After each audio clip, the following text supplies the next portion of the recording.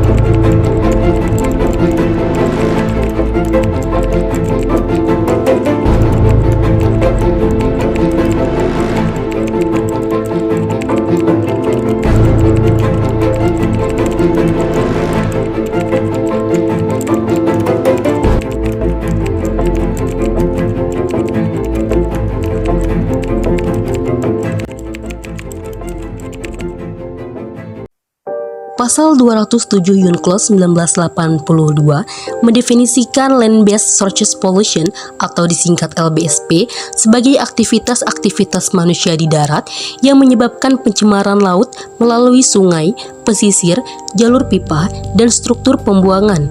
Sedangkan Pasal 1 Montreal Wetlands mengartikan LBSP sebagai sumber-sumber pencemaran laut dari kegiatan perkotaan, industrial, dan pertanian, khususnya yang datang dari daerah pantai, sungai, jalur perairan, termasuk jalur perairan bawah tanah, atmosfer, dan kegiatan-kegiatan di lepas pantai yang masih masuk ke dalam jurisdiksi negara. Berdasarkan definisi tersebut, maka dapat diketahui bahwa sumber LBSP ialah tindakan manusia yang pada dasarnya dapat dikelompokkan menjadi 4 kelompok besar, yakni aktivitas rumah tangga, industrial, pariwisata, dan pertanian.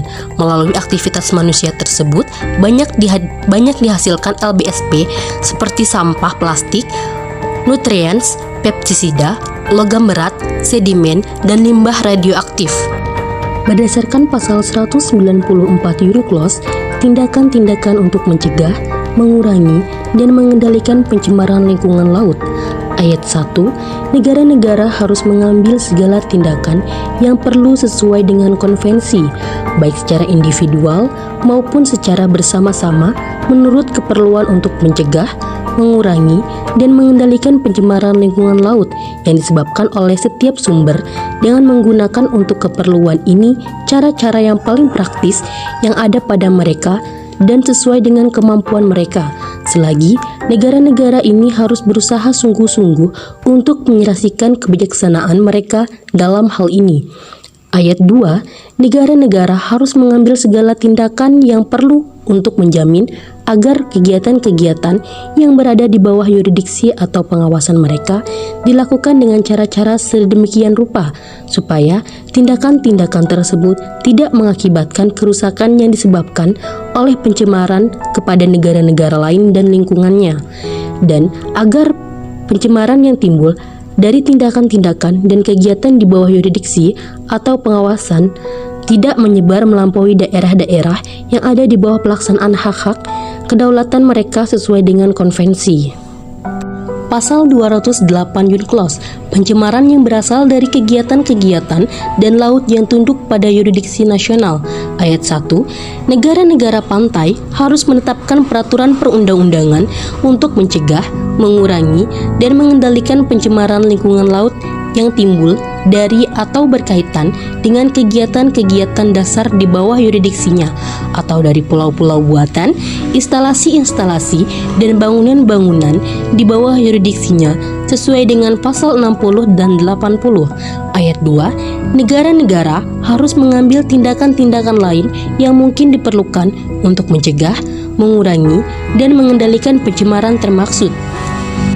Dari kedua pasal tersebut, Indonesia sendiri melalui Peraturan Presiden Republik Indonesia Nomor 83 Tahun 2018 tentang penanganan sampah laut, Pasal 2 Ayat 1, dalam rangka penanganan sampah laut perlu ditetapkan strategi, program, dan kegiatan yang sinergis, terukur, dan terarah untuk mengurangi jumlah sampah di laut, terutama sampah plastik dalam bentuk Rencana Aksi Nasional Penanganan Sampah Laut tahun 2018 sampai 2025. Ayat 2, rencana aksi merupakan dokumen perencanaan yang memberikan arahan strategis bagi kementerian atau lembaga dan acuan bagi masyarakat dan pelaku usaha dalam rangka percepatan penanganan sampah laut untuk periode 8 tahun terhitung sejak tanggal 2018 sampai dengan 2025. Menurut Marpol 73/78 Aneks 5 Lampiran 1 1974, yang dimaksud dengan sampah adalah semua jenis sisa makanan, limbah domestik dan operasional, semua jenis bahan-bahan buangan dari kapal yang tidak digunakan atau bahan-bahan buangan rumah tangga. Marpol atau Marine Pollution merupakan aturan mengenai International Convention for the Prevention of Pollution from Ships atau Konvensi Internasional tentang Pencegahan Polusi dari Sampah Kapal, dijalankan di bawah Organisasi Internasional Maritim atau International Maritime Organization. Marpol diadakan dengan tujuan untuk mencegah dan minimalisir sampah laut yang diakibatkan oleh aktivitas kapal, baik dari kegiatan operasional maupun kegiatan insidentil. Diadakan pertama kali pada November 1973. Aturan Marpol 73/78 ini dibagi menjadi 6 lampiran yang masing-masing memiliki fokus pencegahan polusi sampah di laut. Sampah di laut. Sampah laut menimbulkan masalah besar di lautan kita, dan beberapa ilmuwan memperingatkan bahwa pada tahun 2050 jumlah plastik di lautan akan melebihi jumlah ikan. IMO telah mengatur sampah plastik di laut selama 50 tahun terakhir, mulai dari pembuangan sampah di laut hingga pembuangan dari kapal. Berdasarkan informasi Komite Perlindungan Lingkungan Laut atau EPPC, IMO pada tahun 2021 mengadopsi strateginya untuk mengatasi sampah plastik laut dari kapal, yang menetapkan ambisinya untuk mengurangi sampah plastik laut yang dihasilkan dari dan diambil oleh kapal penangkapan ikan, mengurangi kontribusi pelayaran terhadap sampah plastik, dan meningkatkan efektivitas penerimaan dan fasilitas serta pengolahan pelabuhan dalam mengurangi sampah plastik di laut. Sampah buangan yang dihasilkan dari suatu proses produksi, baik domestik, rumah tangga, maupun industri. Dalam Undang-Undang Nomor 18 Tahun 2008 tentang Pengelolaan Sampah, disebutkan bahwa sampah adalah sisa kegiatan sehari-hari manusia atau proses alam yang berbentuk padat atau semi padat, berupa zat organik atau anorganik, bersifat dapat terurai dan tidak dapat terurai, yang dianggap sudah tidak berguna lagi dan dibuang ke lingkungan. Sampah merupakan bahan plastik dalam segala bentuk dan ukuran ada di mana-mana, di laut dan di samudera kita. Mereka terurai dengan sangat lambat di lingkungan laut, memakan waktu lebih dari 400 tahun. Sampah laut berasal dari beberapa sumber dan menyebabkan dampak yang luas terhadap lingkungan, ekonomi, keselamatan, kesehatan, dan budaya. Misalnya, sampah laut dapat membahayakan biota laut jika tertelan atau bahkan kematian jika mamalia laut terjerat sampah. Sampah laut telah didefinisikan oleh UN Environment sebagai setiap bahan padat yang persisten diproduksi atau diproses, dibuang atau ditinggalkan di lingkungan laut dan pesisir. Sampah laut terdiri dari barang-barang yang dibuat atau dimanfaatkan oleh manusia dan sengaja dibuang ke laut, sungai, atau pantai yang dibawa secara tidak langsung ke laut melalui sungai, limbah, air hujan, atau angin. Hilang secara tidak sengaja, termasuk material yang hilang di laut karena cuaca buruk, atau alat penangkapan ikan, atau sengaja ditinggalkan orang di pantai dan di pesisir pantai. Sampah laut termasuk plastik dan mikroplastik diketahui berasal dari daratan dalam jumlah besar, namun bisa juga berasal dari kapal.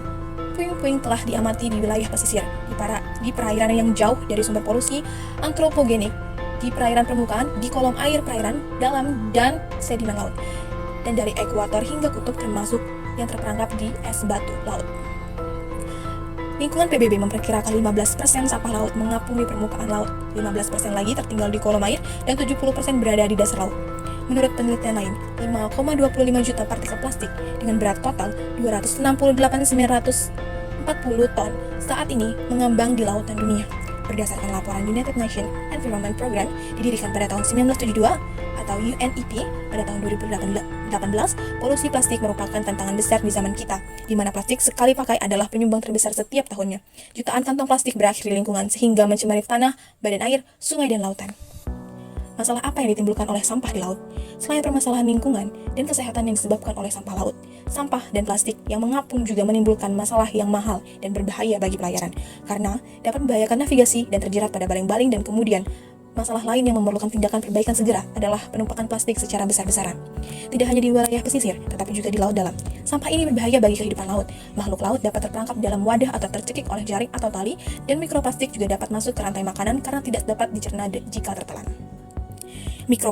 Mikroplastik adalah potongan kecil dari dari plastik atau serat yang banyak ditemukan di lautan. Hal ini dapat terjadi akibat pecahan benda plastik yang lebih besar, terutama pada saat terkena sinar matahari. Mereka